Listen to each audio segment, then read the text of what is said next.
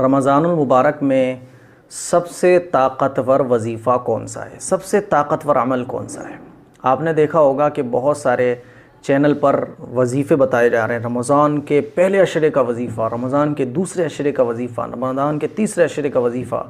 اب لیلۃ القدر شروع ہو جائیں گی تو لیلۃ القدر کا پاورفل وظیفہ. رمضان کا جو سب سے طاقتور عمل ہے، سب سے طاقتور عمل ہے، وہ ہے اللہ سے خوب دعا کی جائے. اللہ سے خوب دعا کی جائے. دعا اللہ کو بہت پسند ہے. اللہ کو مانگنا، بندے اللہ سے مانگے، یہ اللہ کو بہت پسند ہے. تو اسی لیے رمضان میں آپ ایک وظیفے کو مضبوطی سے پکڑ لیں. کون سا وظیفہ؟ دعا. ہمیشہ دعا. افطار میں دعا، سحری میں دعا، تہجد میں دعا، پانچوں وقت کی نمازوں کے بعد دعا، قرآن مجید پڑھنے کے بعد دعا، چلتے پھرتے اللہ سے دعا. رمضان میں جتنا ہو سکے دعا مانگے، جتنا ہو سکے دعا مانگے. دعا تو ویسے ہمیں ساری زندگی مانگنا چاہیے، لیکن رمضان میں دعا کا خاص اہتمام. ہم لوگ یہ جاننے کی کوشش میں لگے رہتے ہیں نا کہ سب سے پاورفل وظیفہ ہمیں مل جائے.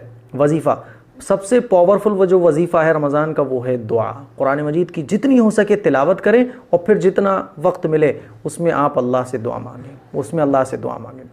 بتانے کو میں آپ کو بہت خطرناک وظیفے بتا سکتا ہوں، لیکن میرا دل گوارا نہیں کرتا کہ میں آپ لوگوں کو غلط چیزیں بتاؤں. حضور علیہ الصلوۃ والسلام نے دعا کے بارے میں فرمایا الدعاء مخ العبادہ، کہ دعا عبادت کا مغز ہے.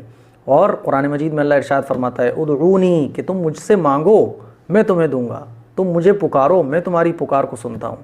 اسی لیے رمضان میں جتنا ہو سکے ہمیں دعاؤں کا اہتمام کرنا چاہیے. رمضان میں زیادہ سے زیادہ وقت عبادت میں لگائیں، اور عبادت کے بعد پھر دعا مانگیں. اپنی دنیا کے لیے دعا مانگیں، آخرت کے لیے دعا مانگیں. حضور علیہ الصلوۃ والسلام خوب دعا مانگا کرتے تھے، صحابہ اکرام خوب دعائیں مانگا کرتے تھے.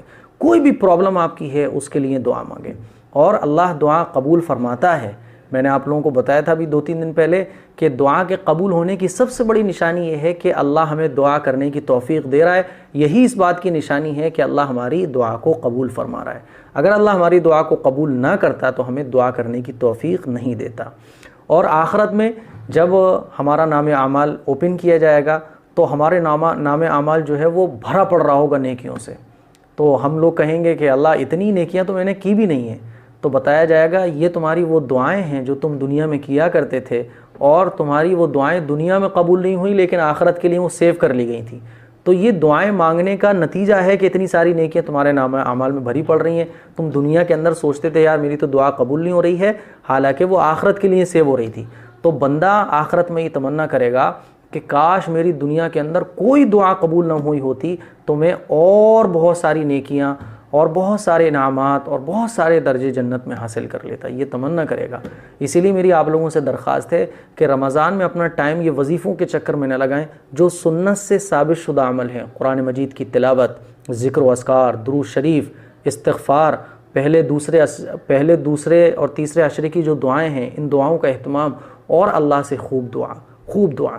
سنت والا راستہ اختیار کیجئے، اور یہ جو وظیفوں کے چینل ہیں ان چکروں میں نہ پڑ کے آپ اپنا رمضان کامیاب بنائیے، رمضان کی جو برکتیں وہ حاصل کیجئے. تو یہ رمضان کا پاورفل وظیفہ ہے جو میں نے آپ لوگوں کو بتایا. بہت سارے لوگ کہہ رہے ہوں گے مفتی صاحب اس میں نیا کیا ہے؟ بھائی اس میں نیا کچھ بھی نہیں ہے.